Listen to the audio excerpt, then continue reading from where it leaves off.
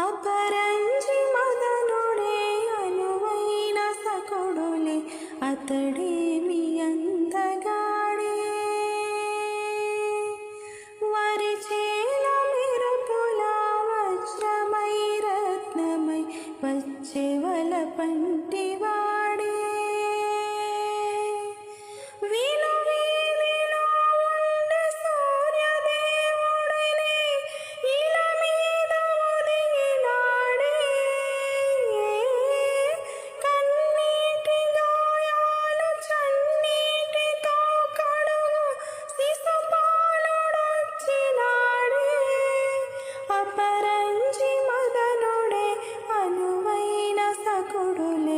అతడే